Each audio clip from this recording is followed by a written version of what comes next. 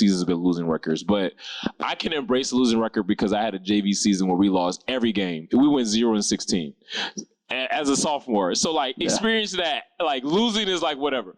But at the same time though, when the clock hits 0, I'm still an adult that's 32-year-old with a job and a family, right? Yes. And the month working with got the same. Yeah. So we gotta like come to some type of like consistency to be like, all right, y'all, yeah, we lost. We lost, but it is what it is. It is what it is, man.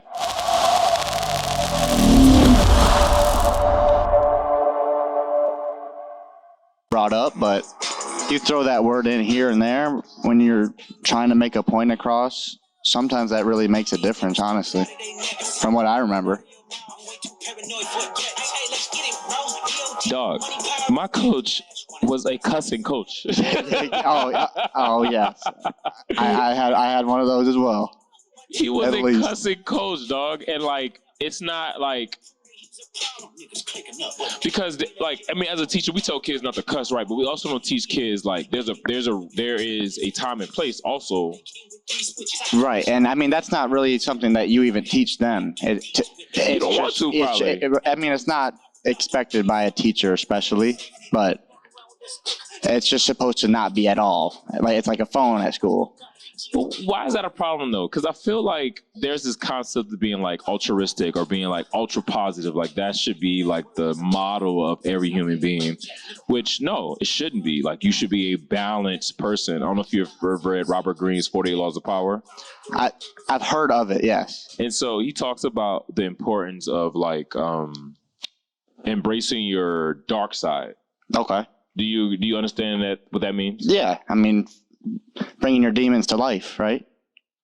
But embracing it, right? Yeah. Not also like taking your angels and your demons. Okay. And like treating them as boat resources. I don't know if you remember like the anime shows where they will have like the demon on one side and the angel. Yeah, of course. But like that's real life though. Oh no, Versus, I mean like, every day. The concept of we feel like the angel's bigger than the demon, when real in reality what? Most of the time it is the other way.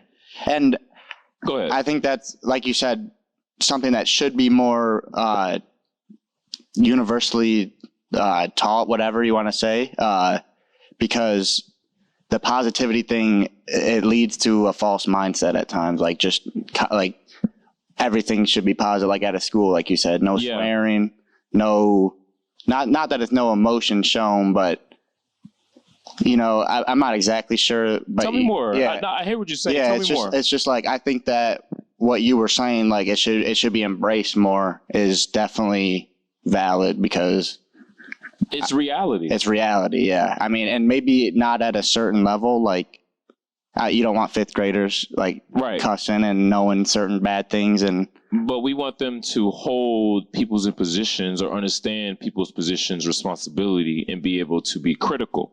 Yes. Yeah. No, I mean, that's the thing. Like the more that you can accept different emotions, the more critical you are on people and the better assessments. Like tell me more about that.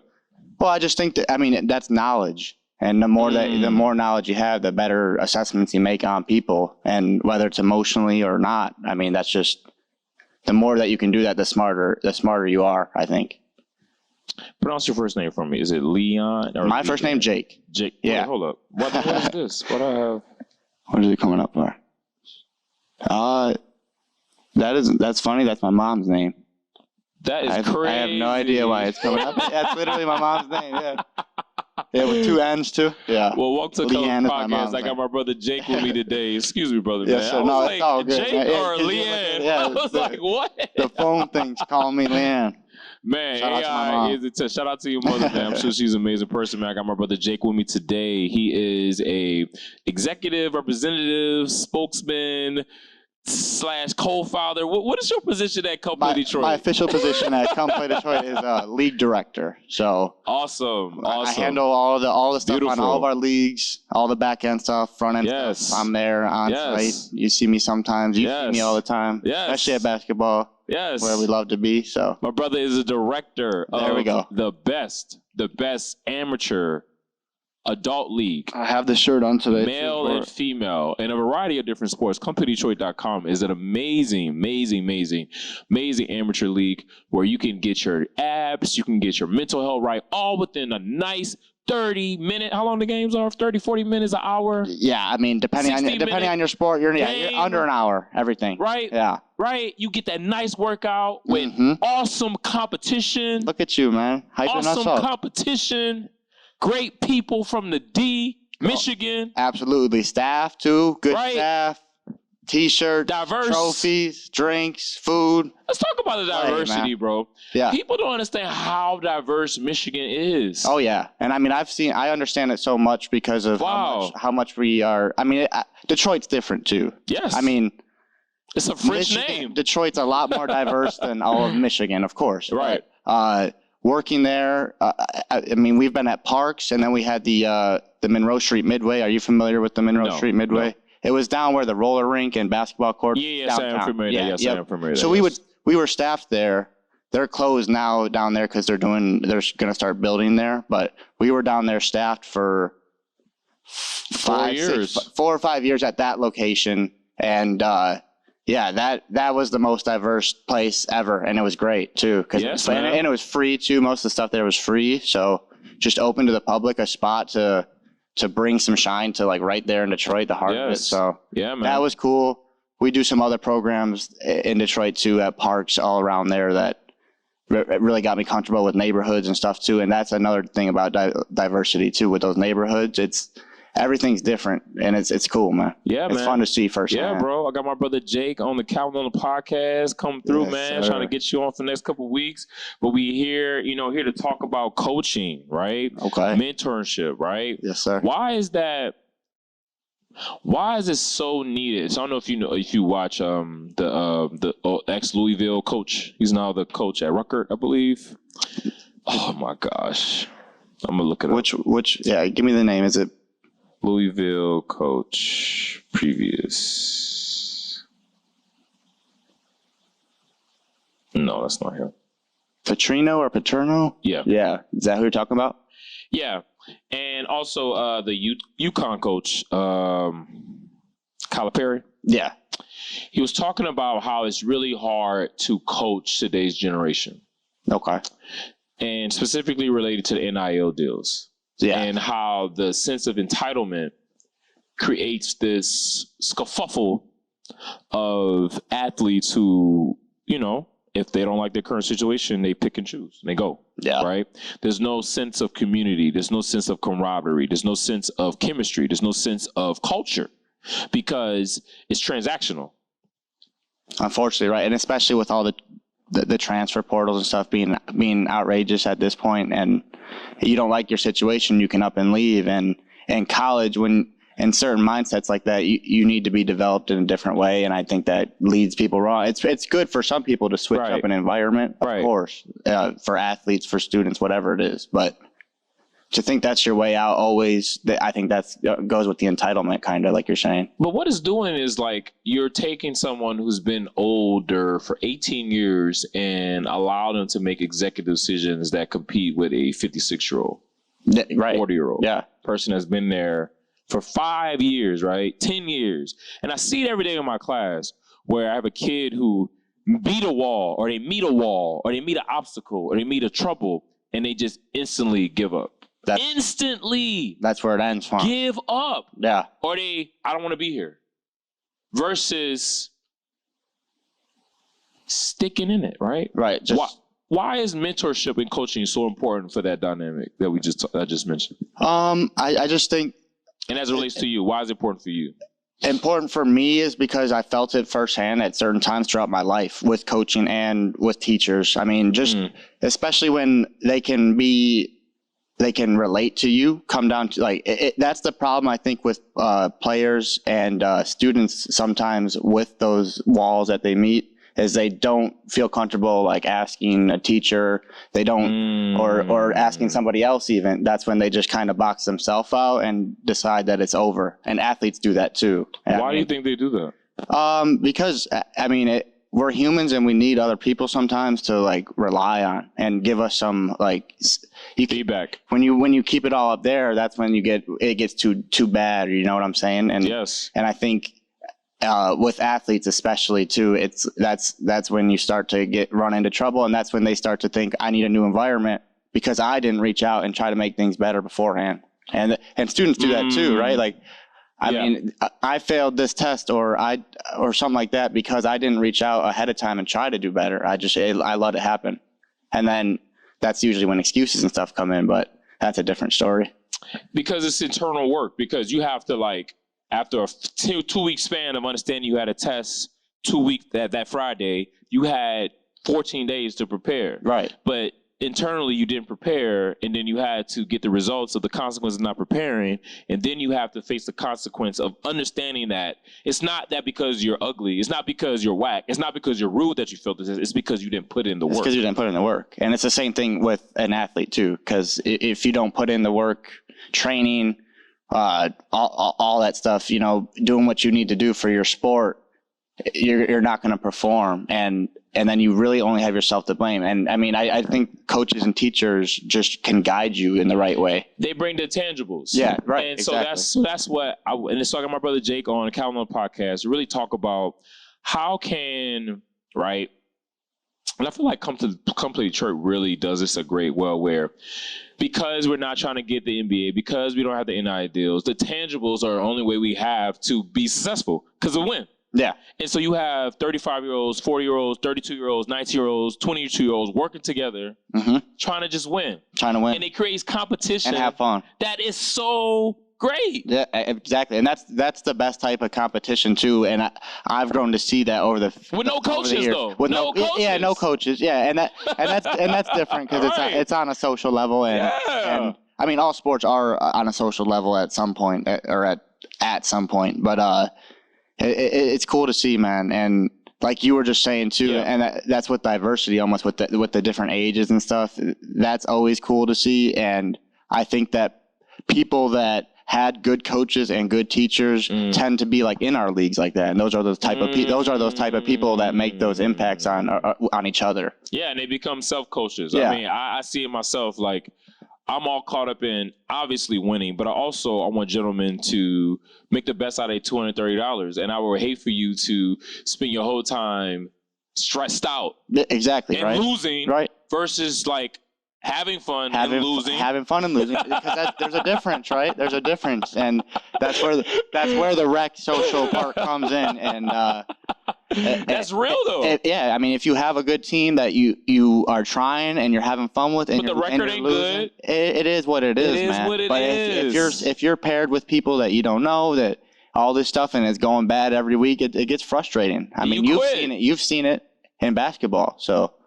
But I think for me, and then we can get to the teacher tip, man. It's like no matter I think I've had a winning record over my 7 seasons, but my last couple of seasons have been losing records. But I can embrace a losing record because I had a JV season where we lost every game. We went 0-16 as a sophomore. So like experience that, like losing is like whatever.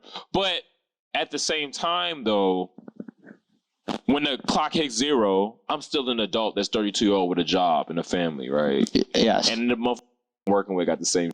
Yeah. So we gotta like come to some type of like consistency to be like, all right, y'all, we lost. We lost, but it is what it is. It is what it is, man. And that's a thin line for a lot of people. What's the growth in that you see? And tell me more about that perspective before we get to the tip. Just like that concept of it is what it is, and we can move on to the next game. Talk about what with that? I'm sorry. Just that concept of grasping it and accepting it. Why is that so powerful? Where in high school or college, John Wall was talking about literally killing himself. Because I think. But he was the best player ever. But like, I don't see nobody in my league. Obviously, it's different pressures, but it's just like it's different. You know what I'm saying? Yeah. But that same mindset, I feel like John Wall can have too. It comes with a little bit of maturing too, of course, right? Because within high school and college, and if you do play a sport in college, it's a whole different level of competition, right. And it's at that point it really isn't a friendly competition, and it doesn't seem that way. I disagree, though. I mean, it is though, but to the spectators, it's not. But fuck the spectators. Well, I mean, yeah, it's all about the sport anyway, but right.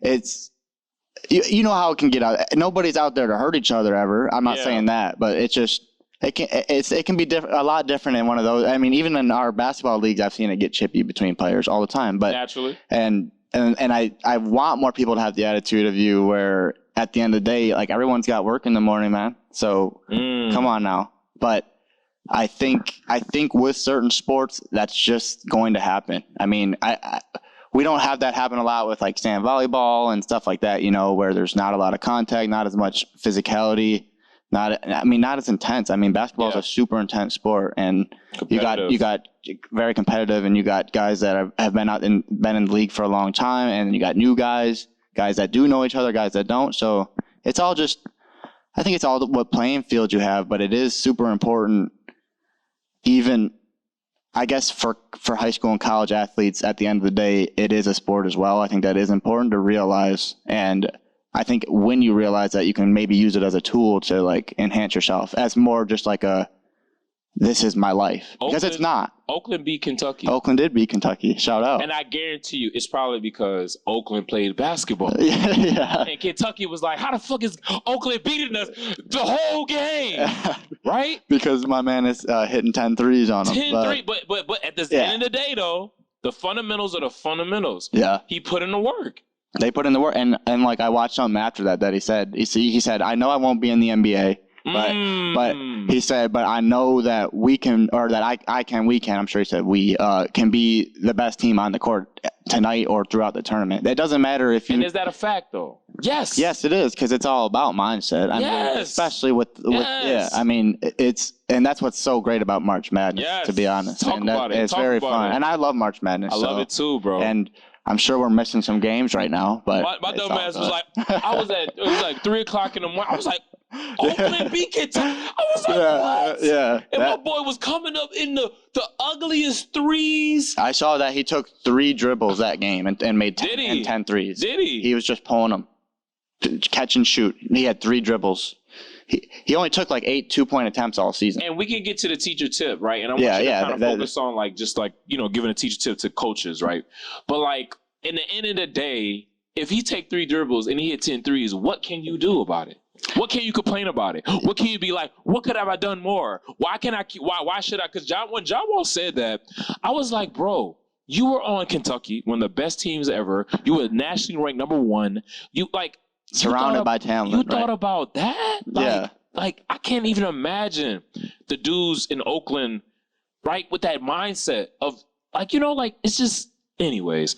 But what's the teacher tip, man? What's the teacher tip, man? I had to try to get you prepared for it, man. But go ahead. Yeah, you're good. Hard, brother, I think it's something that I'll bring back from earlier. It's just being able to relate to anybody's situation.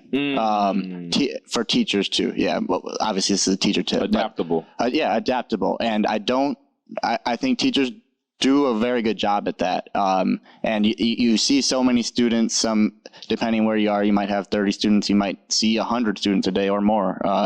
But realizing people's situations or adapting with them is just super important. And I look at it more on like, or my personal level with it is more on sports, just because I had that like coach or that certain like mentor to lift me up when I was down in certain situations. And I think that's important in school though too, with a teacher. And I think once you have that trust in like certain students around there, it kind of spreads like a wildfire almost. Like you become that teacher, right? And people come to you, and it might take some extra work. You might stay there after hours or whatever. But if you want to, I mean, most teachers are looking to make a change. So if you really want to, that I think being able to relate to people that you know have different, like, I mean, you might not always know it, but there will be signs. And once you see those signs, I think the important part is just not ignoring them and just helping when you can. So let's just cut to it, man. Why do you want to be a coach? Do you want to be like a coach for like your career? Is that something that you want to do? Or not for my career necessarily. I mean,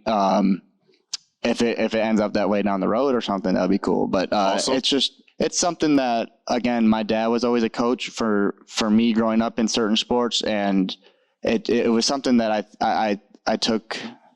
I'm not sure the word I'm looking for, but I appreciated it a lot, and Fell in love with it. I fell in love with it, and I think that it keeps you with the game as well. So like, Yes, I mean, it does. I'm 25 years old. I can still play in my rec league sports and stuff, but I can't be in the game the way I want to. Like same with you, right? Yeah. It's just there's a way to stay in that, and then like you said, that mindset of like me getting these kids better, whatever level it is. Yeah. It, like brings you that joy of when you were a player, like getting better, like like however it is. I mean, it's just I think that's same framework. I think that will be really fun. And I mean, I've coached with my dad a little bit for football, middle school football, and it was just a small period of time, but I had a lot of fun doing that. And I think it would be more of like a hobby to start with, but whoever knows. So why do you think coaching is so infectious, right? Because coaches don't get paid anything. And I'll tell you a quick story.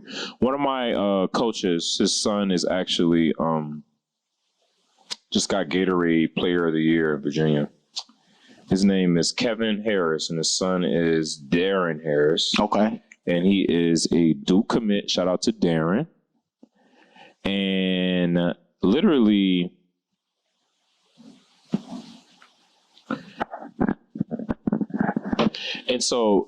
like, this coach was like everything for me. Like, he taught me everything. Like, I literally transferred schools because of this coach. Okay. Just so I can like have him in my life.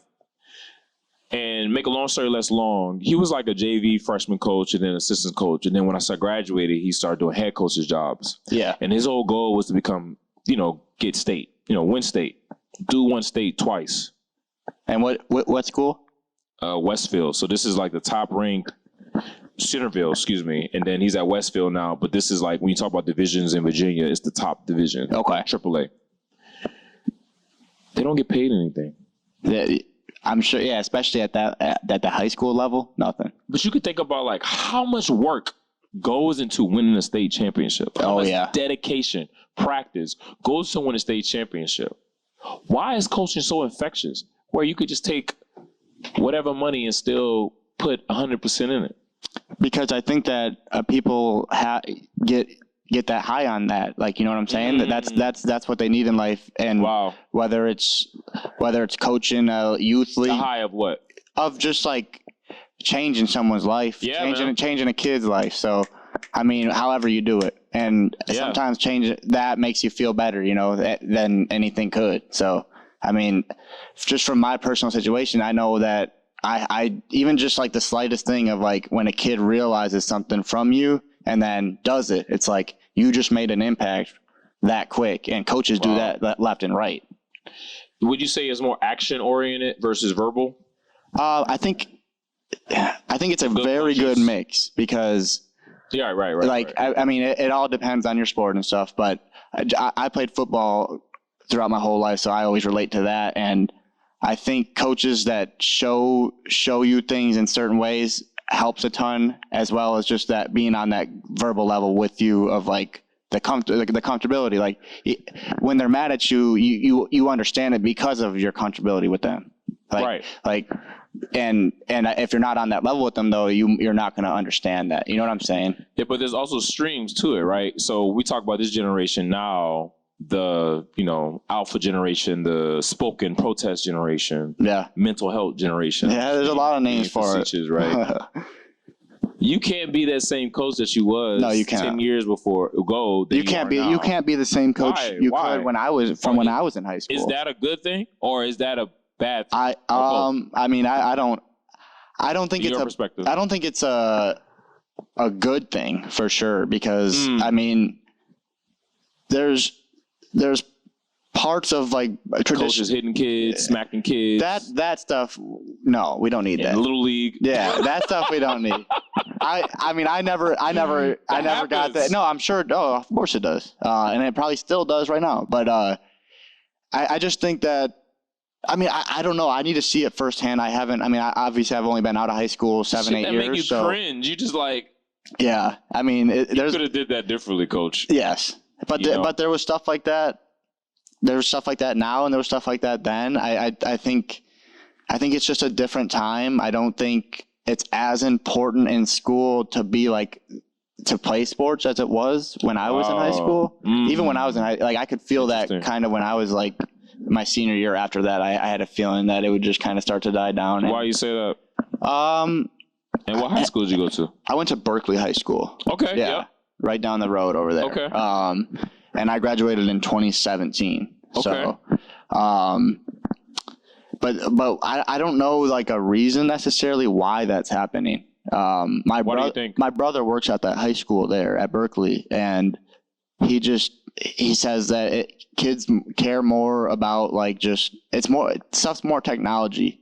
And I mean, technology was always a part of even my high school and growing up, but it's just a different time. Like these kids didn't grow up without it. We grew up without certain things that kind of led us into it. And I think kids have shorter attention spans and stuff because of it. I mean, there's studies and stuff on that, but that's not what I'm getting into. But I think that all just kind of comes to it. I don't know if kids want to play sports, if that's like the cool thing to do anymore. And you don't have to do that to be cool. It never was. I mean, I played sports just because they were fun. That's how we got into them. But interesting. But you get what I'm saying, kind of. It's just social dynamics, cultural dynamics are changing. Like a shift in it, and I don't know if there's something or if that's something bad, but it's just.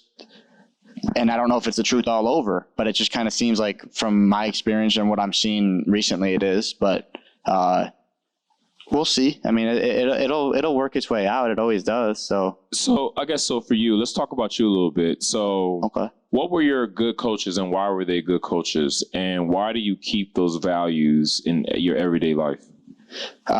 So my first good coach that I remember, because I won't bring my dad into it because that's cliche, but it's okay. One of my first good coaches I remember was when I was younger for baseball. It was a summer. Okay, baseball. It was a summer league baseball team when I'm probably 10 or 11 years old.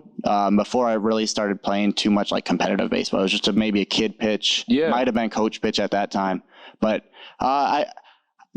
it's not necessarily something he said to me, but he was that first coach that had that like relation level with me that I felt super comfortable with him. And like that made me accept the sport so much and like think like, wow, this is what sports is. Like how so? What do you do? It just the acceptance, and obviously it's a kid's like summer league coach, so it's not he's meant to be happy go lucky, but I think the important really, you know what I'm saying though, like not as serious. Yeah, it's not super serious. Right.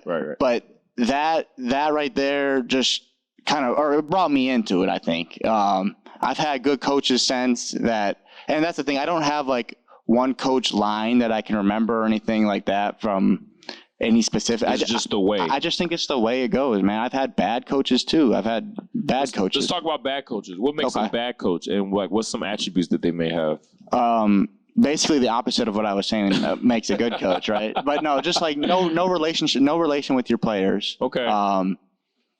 No people skills. No people skills, and no humor.